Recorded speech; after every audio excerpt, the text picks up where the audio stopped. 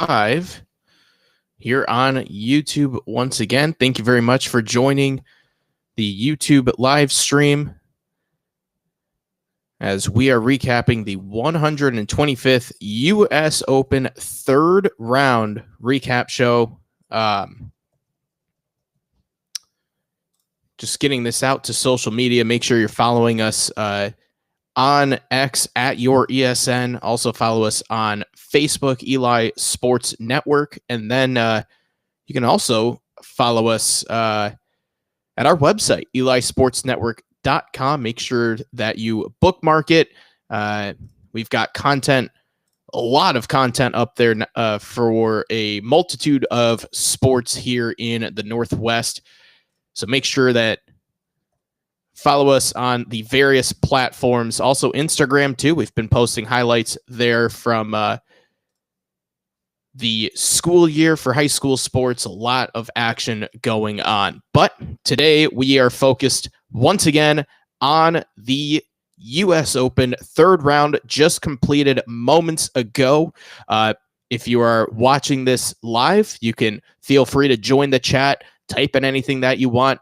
Fire away any hot takes that you might have, anything that you saw, anything that you noticed, maybe predictions for tomorrow. Feel free to do that. If you are watching this late, comment section is open. So if you want to toss in your comments, let me know what you are thinking and what you saw after a very scoreable day from Oakmont Country Club. The scoring average for the field was down 2.2 strokes compared to yesterday. 2 strokes pretty much even from the first round. Both days were averaging over 74 and a half on average for the field. Today, 72 and a half, 72.6 if you want to get precise about it. Let's hop right into the leaderboard. It's Sam Burns who has the outright lead, shot 69 today. Followed up his 5-under round yesterday with a 1-under round today. A very steady round, but he made it interesting, that's for sure, throughout the day. But he was able to get it done, chipped very well around the green, and did enough to get himself into the house at 4-under, solo lead by 1. And his playing partner in the final group is going to be the timeless Adam Scott, the 2013 Masters champion. We talked quite a bit about Adam Scott yesterday. We'll talk a little bit more about him today, but Adam Scott fires a 67. He comes in with a 32, and he is just thrusted himself right into the mix. Yet to have a round over par is Adam Scott. JJ Spawn is also tied for second at 3-under, shot 69, but his bogey on 18 will put him in the second to last group, where he will be playing with Viktor Hovland. Viktor Hovland also bogeying 18. He sits at 1-under after an even round of 70. Carlos Ortiz came kind of out of nowhere today. Was 4-under on the day, 1-under for the championship, but he bogeys the 18th hole. He shoots 67, 3-under. Great round for Carlos Ortiz, and he is in the top 5, the only man sitting at even. Tyrrell Hatton and Tristan Lawrence, they are both at 1 over par. Rasmus Niergaard Peterson is at 2 over. He is solo 8th. Robert McIntyre and Cameron Young are inside the top 10. They share 9th place at 3 over par. Huge group of players at tied for 11.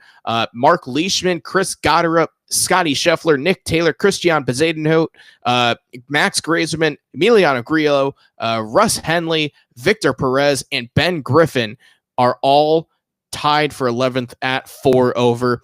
And that really, notable names past that. You've got Brooks Koepka at 5 over. He's tied for 21st. Jordan Spieth, he's at T29 at 6 over. Let's see. Xander Schauffele is at 7 over. Siwoo Kim is at 6 over. John Rahm is at 7 over. Patrick Reed is at 8 over. Colin Morikawa is at 8 over. And I believe I skipped over Scotty Scheffler here somewhere. Let's see. Where's Scotty Scheffler at? I missed Scotty Scheffler, but he's kind of out of the mix. Let's see. Where is he? Oh, he's at a 4 over. That's where Scotty Scheffler is. So right on the precipice of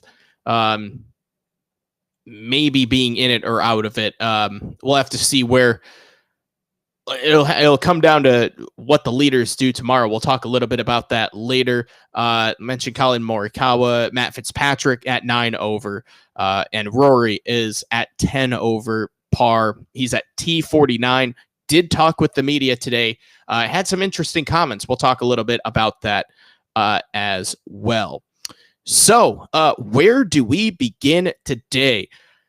Well, let's talk about the scoring from today. As I mentioned, it's playing significantly easier than the previous two rounds. First round scoring average was 4.63 over par. Second round, 4.79 over par. Then today, just 2.67 over par. Afternoon wave, 2 strokes, pretty much easier than the morning wave. Morning wave was about 3.5 over par. Afternoon wave just under 1.8 over par, and the back nine playing only half a stroke over par for the afternoon wave. It was playing 1.10 over par. 17, easiest hole on the course by far. That was playing at 0.34 under par. You had 28 birdies compared to 34 pars and only 5 bogeys. Didn't see a double or worse. Did 17, and that's going to be a hole that can, like I've been saying all week, I think there's going to be someone who plays 17 perfectly and gets an eagle and puts themselves, maybe that helps them fire a really low round like 66 or 65 or 64 and gets them maybe the clubhouse lead. And then I think 17 is going to eat someone's lunch today. Everyone, for the most part, in those final groups played 17 to perfection, especially the last two pairings. Some outstanding up and downs, especially Adam Scott and Victor Hovland. But 17 gave up a lot of birdies today, but there's going to be a lingering double or at least a bogey out there down the stretch. But it was out there today. The numbers were there, and you see it from everybody inside of everyone inside the top 10 didn't shoot over par. You go back to the guys at 4 over at T11 with guys like Bezadenhout and Grazerman, Grillo, Henley, and some others. That's where you start to get guys that shot over par. Everyone else, including some of the group at T11, shot under. So the players who are playing the best this week rose up to the occasion today, and that's why we see the lead at 4 under par. I said yesterday I thought it might drop one back to 2 under. Instead, it takes one step forward to 4 under. Now, remember what took place in 2016. Shane Lowry was up to 7 under with the 54-hole lead and sunk, and he dropped out of it almost right away. It was very quick that he fell way down the leaderboard, was able to rally back, though, and had a good finish, but gave up the lead right away, and Dustin Johnson came in and held on to it. But second place was 1 under. DJ was way out at 4 under. So will the leaders fall back? That's going to be a big question. I don't know if they're going to drop down to that 1 under mark that I had predicted earlier in the week, just because it's a little bit wet, and that moisture that came in from that big shower and storm last night seemed to have softened up the course to allow some holes what's the par 13. There were a lot of opportunities today where guys were just able to flag it all day long, and you're probably thinking that's going to be the case again tomorrow unless they're able to dry things out remarkably overnight today. But it'll be interesting to see what the winning score is, because as it sits right now, like I said, you've got everyone in the top 10 that went under par today, or even. They didn't go over par, I should say. Does that mean, is there a Johnny Miller 63 or 64 out there from even one of the guys at 4 over? The conditions might be there for Scotty Scheffler, who seems to have a lot clearer mindset going into tomorrow. And I think that's perfect for him. I think for him to make the charge, he needs to be back a little bit. Conditions need to be scoreable. And if he can play free and stress-free, watch out. Scotty could make a run at this thing, and it's incredible to say that he's 8 shots back and he's still not out of it, but that's the reality of where Scotty Scheffler is right now. You figure he's got to get to it, like the number he probably has to shoot is at least 64, which would put him at 2 under. But with the way how, especially the top 4 of Sam Burns, Adam Scott, JJ Spaun, and Viktor Hovland have been playing, especially Burns and Spaun, who really haven't been in the mix before, it's very impressive stuff to see. Let's talk a little bit about Sam Burns. I talked about him yesterday as well in his form coming into today, and also the fact that he's been in the Ryder Cup. He was there last time in Rome. 2-time representative on the President's Cup team. He's won 5 times on the PGA Tour, and he hasn't been in the mix, though, at a major yet. His best finish was last year at the U.S. Open when he finished T9. Other than that, he hasn't finished inside the top 10. He only has 2 other appearances inside the top 20, both at the PGA Championship this year at T19, and in 2022 he finished tied for 20th. It's been a little bit of time since Sam Burns has found the winner's circle. You go back to the WGC Dell Technologies match play back when they actually had match play on the PGA Tour. So that's his last tournament victory. He also won the Charles Schwab Challenge in 2022 and the Valspar in 2022. So he does have some regular 18-hole victories, if you will. But it's been a little bit of time since Sam Burns has won. And I think what was most impressive down the stretch for me watching Sam Burns was the birdie on 17, right after that bogey on 16, where that could have gone a couple of different ways. He could have hit it. First off, his drive could have been as bad as Viktor Hovland's or worse. He could have done a number of things on that pitch shot, knocks it nearly in the hole, and he's able to calmly tap in birdie, makes a very, very difficult 2-putt on 18 to secure himself not just in the final pairing, but also to have the 54-hole lead. He was all over the place today, only hit 50% of the fairways, hit just 12 greens, but he was able to make up for it around the greens, and even on his approach shots, he gained a significant amount on approach, 3.5 strokes, but off the tee is really where he lost things. Lost 2.42 strokes off the tee, and that's not good enough, I don't think, even though he still holds the lead. He needs to find the fairway, because the nerves on Saturday aren't anything. It's not comparable to the nerves on Sunday. And what he will be feeling today is nothing like what he will be feeling tomorrow. So that's the biggest concern that I have for Sam Burns is, can he figure that out today? Is he able to regroup, recalibrate, whatever he needs to do and get himself back into the fairway? Because I don't see how he wins hitting just 50% fairways tomorrow. I just don't. Yesterday, you look at that 65, 14 of 18 greens, 9 of 14 fairways.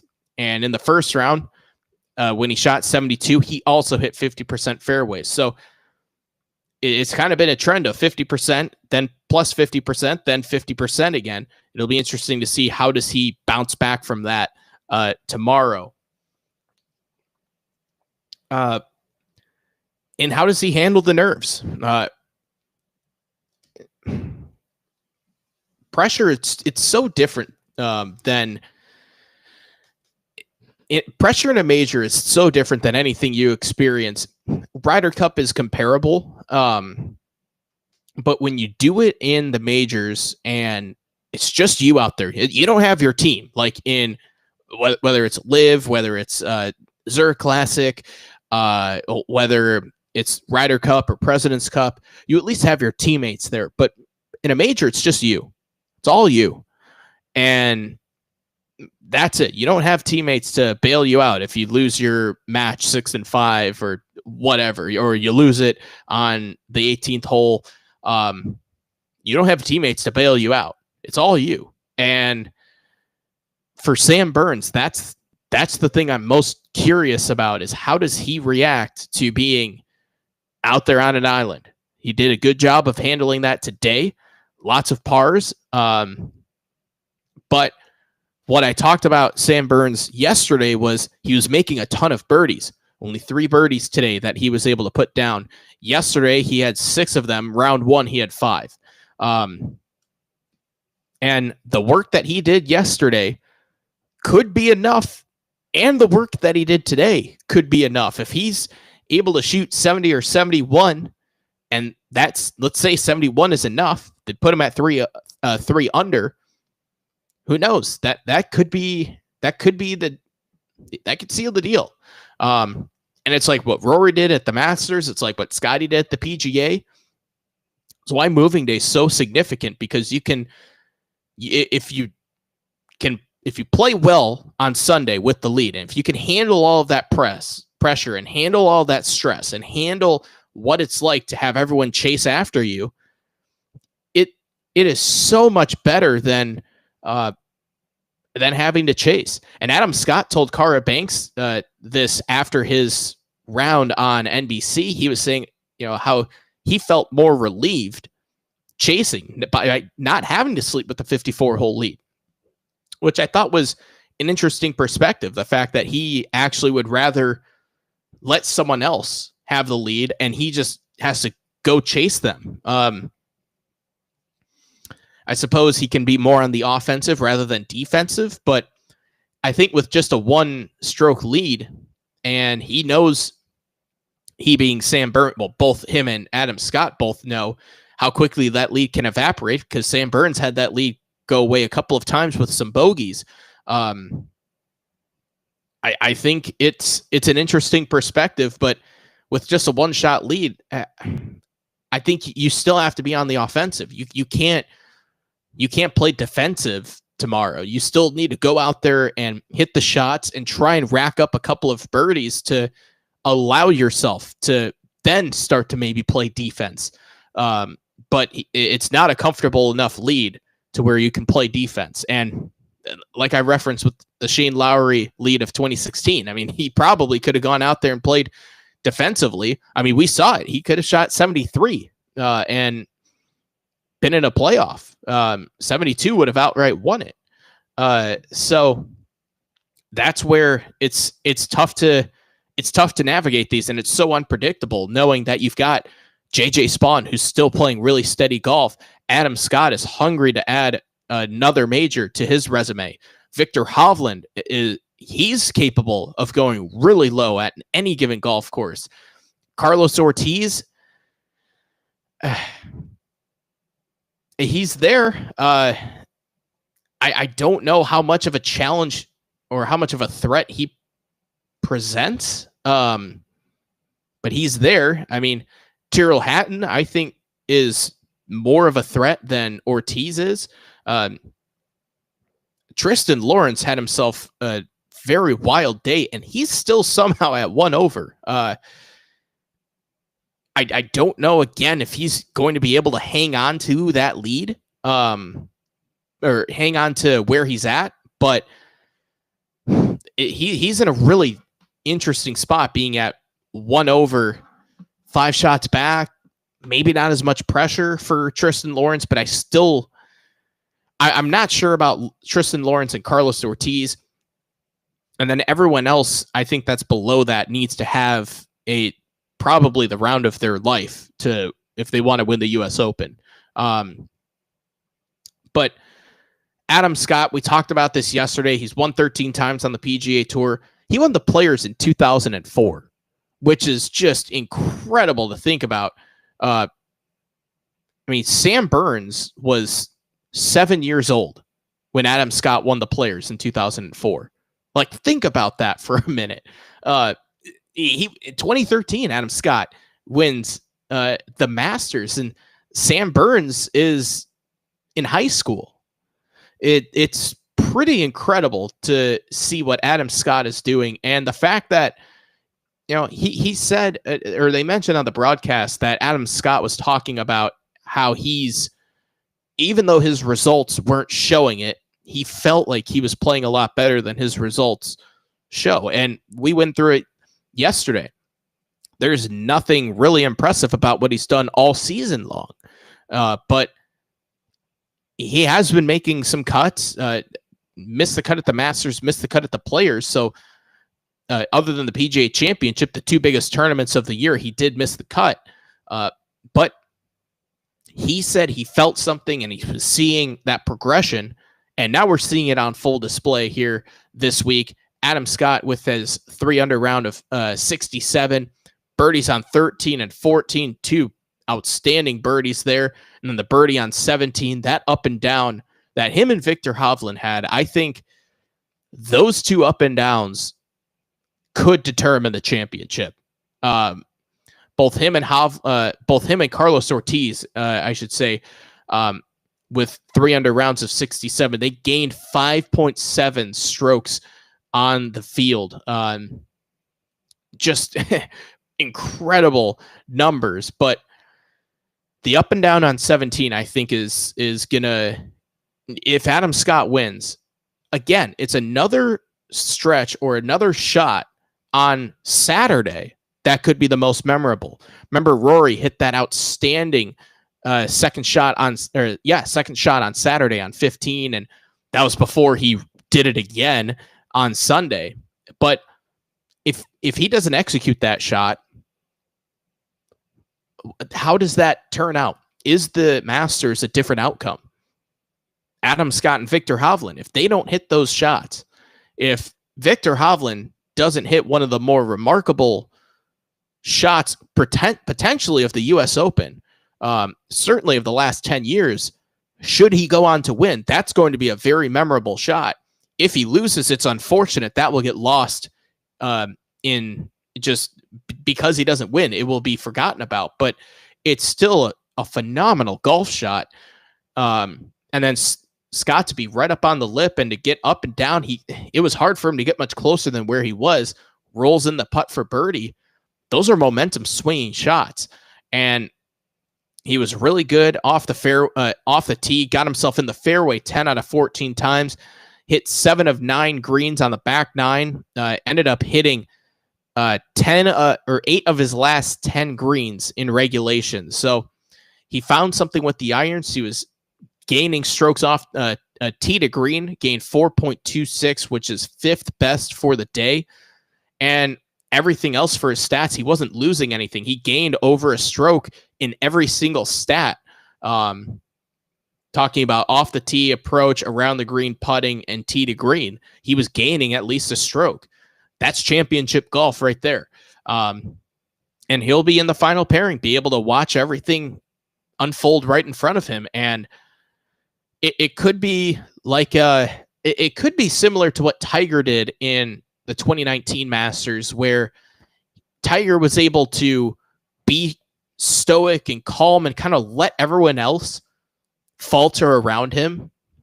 And if you remember that back 9, everyone else fell around him. They were pushing and trying to press a little too much. Tiger was just calm and relaxed and just set it on cruise control and eventually won the tournament that way. That could be the case for Adam Scott, using all of his experience. 96 consecutive majors he's played in. First major in 2000. We talked about that last night. Just how remarkable it is that, these guys were, infants, or, perhaps some of the younger competitors weren't even born yet when Adam Scott played in the 2000 Open Championship for the first time competing in a major. He could use all of that experience and knowledge that he's had and just say, I'm going to shoot even today, and I'm going to let everyone else crumble around me, and I could end up winning by 2 shots. That could very much be the case for Adam Scott. JJ Spaun, another good round. This guy doesn't go away. And I talked about this yesterday with Spawn, and his play at the Players didn't go away. He played pretty well at the Players, and nearly won the whole thing by getting into that playoff with Rory. And a lot of people were expecting him to do what I just said Adam Scott's hoping everyone else does around him and crumble. At the Players, he shot 66, 68, then shot 70 and hung on for 72 for that playoff. So JJ Spawn isn't going to go away, I don't think. I think, like I said, I think the 4 players that are under par, I think it's going to be a 4-horse race. I think we'll certainly see someone go low. There always is someone who goes low in the U.S. Open. Brooks Koepka in 2016 had a run where he was 8 under in 8 holes before he kind of sputtered to the finish line. But it's out there, and there are guys that are chasing in that 1 over to 4 over range.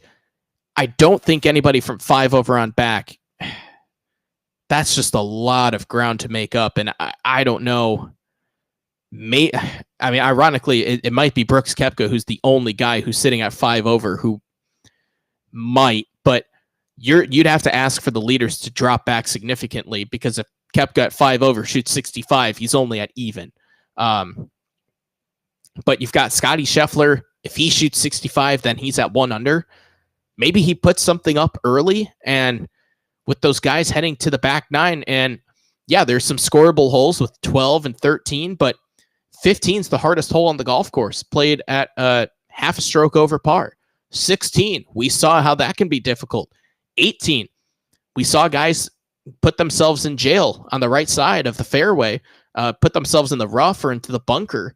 So there are opportunities where if someone puts up a score early and they just say, here it is, it's get to 1 under or 2 under or better, that could make the leaders think about one more thing that they would much rather not have to worry about. But yeah, I don't know if anybody below the 4 over, and really when you look at that group of 4 over, Scotty Scheffler, you certainly think he's in there. But then who else? That's the problem. I'm sure there's going to be someone who makes a surprise run. But it's so hard to predict. You never know who can pop off like that. Let's talk a little bit about Viktor Hovland. Again, he won at the Valspar this year with what he said was his 6 out of 10 stuff. He always seems to downplay his game. Had a solo 3rd finish at the PGA Championship. Had a rough go last year at the majors. Not his best stuff this year at the majors. A T21 at the Masters. A T28 the PGA Championship. But, Viktor Hovland, again, he's only 27, but he's been in so many spots where I feel like he could be a lot more wise than his years. Won the US Amateur in 2018, 2-time Ryder Cupper, probably is going to be a 3rd this year. I think it would be surprising at this point if that he isn't either a captain's pick or play his way onto the team. And a win this week could certainly vault him way up into the Ryder Cup standings and could unlock even more victories for Viktor Hovland. But didn't have his best stuff today, was kind of up and down, but got in the house at 70, and he's right there in the mix. Those guys are, like I said, those top 4 are, I think they're the 4 favorites. Let's take a look at what the betting odds have, what the betting odds say, because I'm curious what the odds are. So, and that's the same thing. So the odds are saying the same thing that I just pulled it up here on DraftKings. Sam Burns is at plus 170, Adam Scott at plus 300, JJ Spawn at plus 350, and Viktor Hovland at plus 650. take a flyer on that one. And then everyone else is plus 2,000 or below. It's Carlos Ortiz, Tyrrell Hatton, and then Scotty Scheffler at plus 5,000. That would be an interesting one. He's actually plus 200 for top 5. So those are some betting odds there, but even Vegas seems to think that, yeah, we will see a 4-horse race. And I think that's fair. I think that's because of who is behind Hovland and the probability and likelihood that Carlos Ortiz, like I've been saying all this week and all this year for the majors, it's one thing to shoot a good number, but how do you back it up? And they talked about that in the broadcast with Sam Burns. And part of the reason why the 69 he shot was so impressive was because he went way low yesterday and still maintained it, even with the early bogey on 2. And remember, Viktor Hovland, it seemed like, boy, he might be out of it. Bogey on 1, bogey on 3, but he fights back. You never know with Tyrrell Hatton. It's like I said yesterday, I'll say it again. He could shoot 63 or 83. He'll be mad about both, and you won't be surprised about both. But that's it. Like, I would be shocked if Carlos Ortiz is the winner. I would be shocked if Tristan Lawrence is the winner. Rasmus Nørgaard Peterson, I mean, he did birdie 4 in a row today, but I don't think he's a legitimate threat. Robert McIntyre, he's a guy I could see going really low. He seems to be right there, and if he cleans up some bogeys, I think Robert McIntyre, Cameron Young, and Scotty Scheffler, I think, are the 3 guys I'd keep my eye on to make a big run tomorrow.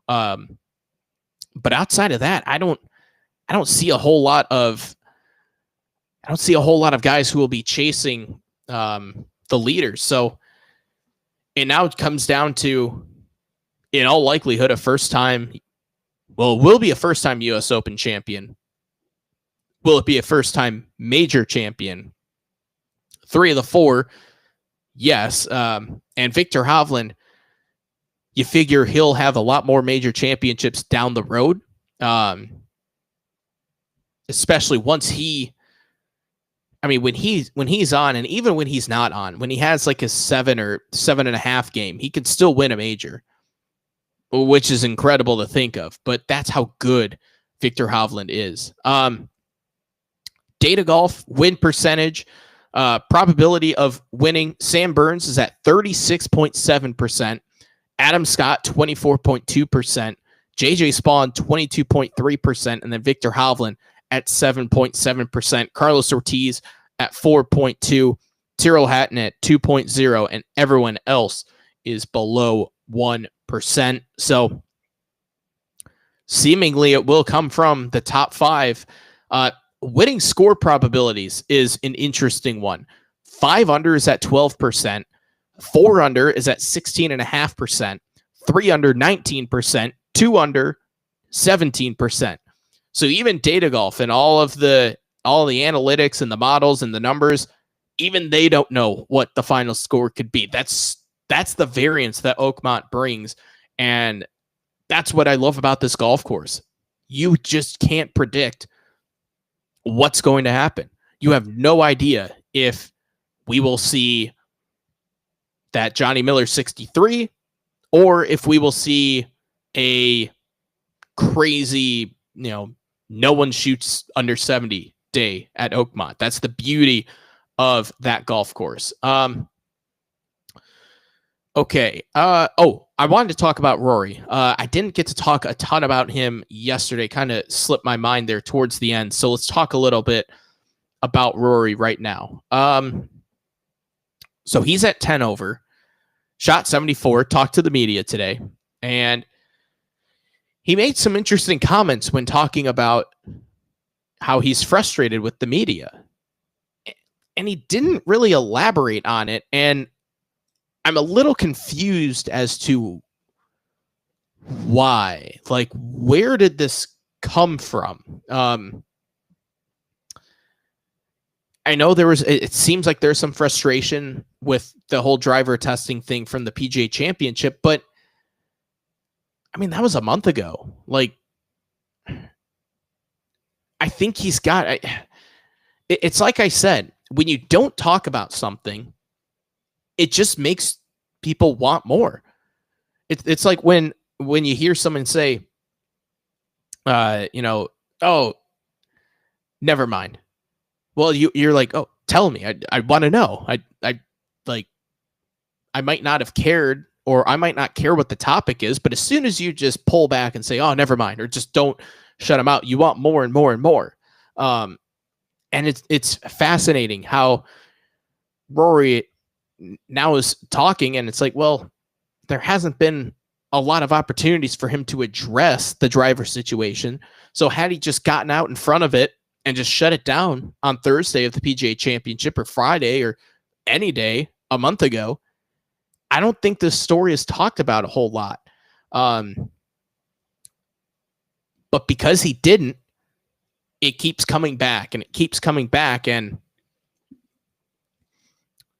I don't know. It's weird. His frustration with the media, and it one of the things that was so talked about after his win at the Masters was, and I mentioned this too, was he's so forthcoming with the media, and he's always been the guy that's been able to put himself out there and just say what's on his mind. And sometimes that actually might have hurt him, being so open and forthright and forthcoming. But now it's a role reversal, and he's completely shut things down. And that's going to lead everyone to speculate about, what's going on in his personal life. Remember last year there was the divorce rumors at the Wells Fargo, and then there weren't rumors, or they were back together, and there was a lot of uncertainty in his personal life. And the Full Swing episode where they document that and talk about Rory and Shane Lowry and their relationship, and Rory probably lives a pretty exhausting life with all of the commitments that he has to do. And I mean, he's so beloved that so many people want to talk to him. And that's part of being a superstar. And that's part of why so many people just want these guys to just talk to the media after the rounds, because they have so many fans. So many people are curious to know about them. And when you are a star, people want to relate to you. And Rory McIlroy has been very relatable for the most part in his career. Now you get to this stage of his career where, I mean, it seemed like he 2 months ago, he could do no wrong after his win at the Grand Slam. And now just a very odd turn of events, the way how he's going through this stage of revolting against the media.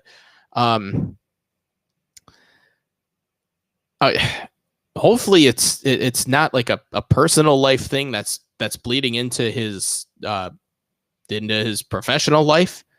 We've seen the frustration. I mean, he smashed a tee marker and threw his club yesterday in just a matter of a couple of holes, and it just seems like there's a little more to what's going on with Rory, but we don't know. So just it's just uncharacteristic of him, but I don't know where this vitriol has come with the media. I mean, it's like everyone after his win at the Masters just 2 months ago, which feels like it was 2 years ago now, with all of the driver saga and, not playing his best and skipping out on media days and all this stuff that's been swirling around him. It's a very weird spot that he's in. So I wonder what he does after the US Open. Where does he play next? Does he just go right over to Europe and play the Scottish Open and then the Open Championship? Does that free him up being back home? I don't know. It's so bizarre that it's hard to find the words, because like I said, when you put it in that perspective of, it was just 2 months ago he won the Masters. and everyone was so happy for him. And even, I mean, there were these X accounts and people in the media that pretty openly not Rory fans, and even they were appreciative of what they saw. And now it's almost like he's giving them a reason to like keep going after him. Just very weird. Just a very weird. What more can you say? It's just a very weird situation, and we'll just leave it at that. Okay, I'm gonna try and wrap this up here fairly quickly. Don't want to continue on too long, just because past the top four, I mean, what is there to talk about? Scotty Scheffler, even par today. Like I said, I think he still has a chance, but he's got to shoot the round of his life. I think he has to shoot 64. Like, that has to be the worst that he shoots. Maybe the lead drops down a little bit, like we just saw with Data Golf. They don't really know where this thing's going to end up at, but 64 puts him at 2 under, and Data Golf thinks that there's a 17% chance that's the winning score. So, and that could be a playoff, but I think Scotty Scheffler is still an outside chance. Clearly, best case, I think best story is if Adam Scott wins, going 12 years in between majors. And think about the winners that we would have in 2025 majors. So you have Rory McIlroy, 11 years in between majors. Scotty Scheffler, who has won 3 majors in the last 3 years. And then it would be Adam Scott, who, like Justin Rose, should be a multi-time major champion, has an opportunity, a golden opportunity, to win his second. Can he convert and break a streak of 12 years without a major? It'd be wild to see that. Or it'd be a first-time major winner. Sam Burns, pretty well deserving. You'd think that he would be a major champion at someday. Viktor Hovland seems like like a foregone conclusion with his talent that he'd be a major champion and multi-time major champion at that. JJ Spawn's playing like a major champion. I'm not going to say he would be a fluky winner. I think JJ Spawn, and it depends on what he does afterwards, of course. But I wouldn't put JJ Spawn in that fluky winner category just with the way how he's been playing this year. But he doesn't have a lot of major championship experience, and he's 34 years old. He's been through the ringer quite a bit. He knows what it's like. He won the 2022 Valero Texas Open. That's his one PGA Tour victory. Borderline, I would say, but again, the way how he's been playing this year, I don't see that being what I would consider a fluke winner. I mean, T6 at the Charles Schwab last month, had obviously the second at the Players, T2 at the Cognizant, go back to Hawaii, T3 at the Sony Open, T15 at the Farmers Insurance. Played well at the Wyndham, finished T3, T9 at the 3M Open. Like, this is a guy, Rocket Mortgage, T10. I mean, so the last year he's been playing pretty well. If you look at his whole career, I think, yeah, that would be fair to say, well, I don't know, but he still has more golf to be played throughout his career. So, I think if you were to rank the top 4, who would be the best story? It's Adam Scott, number 1. I think it's Viktor Hovland, number 2. Then it's Sam Burns. And then it's going to be mean, but I think it would be then the field and then JJ Spawn, unfortunately. And I like JJ Spawn. I really I love watching him, but I think it would be a more interesting story to see a guy maybe like Tyrrell Hatton come from behind, or surely if Scotty Scheffler were to win, I think that would be number 2 on the list. But I'm going to group him in the field. And Viktor Hovland winning, I think, would be a really good story too. I think it's time for Viktor Hovland to, I think, start living up to what we saw in 2023. I mean, he already has 7 PGA Tour wins, but other than that win at the Valspar, you got to go back to him winning the Tour Championship, which isn't a real win. The BMW, that's a real win. He won that August of 2023. So and that was the year of Viktor Hovland too. He won the Memorial that year, finished T2 at the PGA Championship, a T7 at the Masters. I mean, he was all over the place. You couldn't avoid Viktor Hovland. He just was all up inside the top 10 of leaderboards like crazy. So it would be cool for Viktor Hovland to get the win, but I think Adam Scott would be, if he were to win, that would be something. Didn't see that coming at all. I didn't think that we would see Adam Scott in the top 5. But we saw it with Justin Rose. He turned back the clock for a week and damn near won the Masters. Who knows what that means for the Open Championship?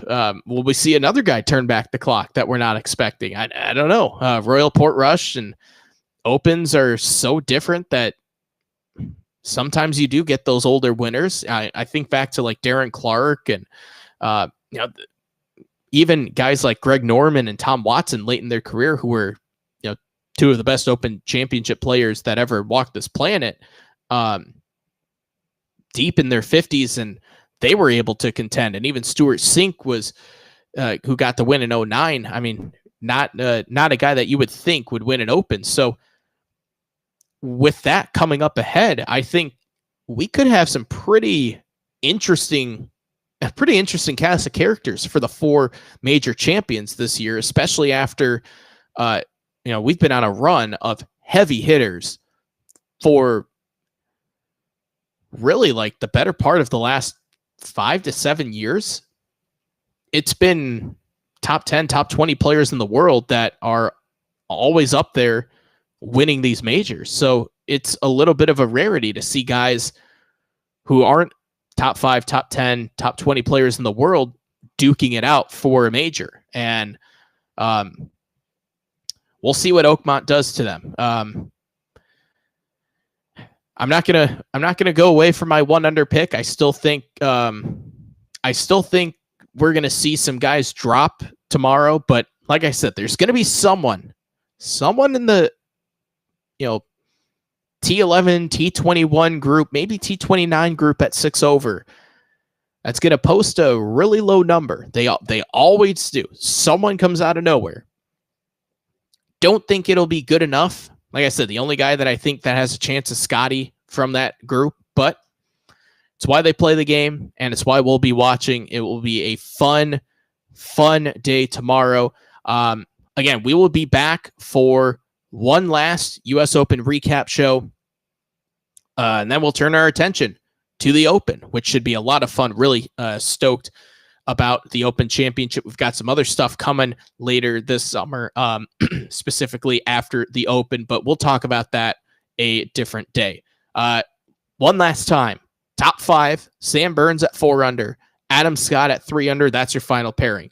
JJ Spaun tied for second at 3 under. Viktor Hovland also at 1 under. He will be in the final pairing, and Carlos Ortiz in the third to last group at even par. Who do you think wins it? What do you think the score will be? Let me know in the comment section down below. Thanks again for watching. Follow us on X at YourESN, Facebook, EliSportsNetwork.com. That's our website. Facebook is just Eli Sports Network. You know where the YouTube channel is because you're watching it. And also give us a follow on Instagram, Eli Sports Net. All right, we'll be back tomorrow for our 5th stream in 5 days for the 4th round of the U.S. Open. And we will talk to you when we have a champion, or perhaps after they've played a playoff and run out of daylight and they come back on Monday. I'm kind of rooting for that. Full transparency. I don't care who wins. I'm rooting for a playoff, and I'm rooting for it to go to Monday. But I just like the old 18-hole playoffs. But that's for a different stream for me to old man yells at clouds. Okay, we will see you tomorrow. Thanks for watching, and have a great and safe evening.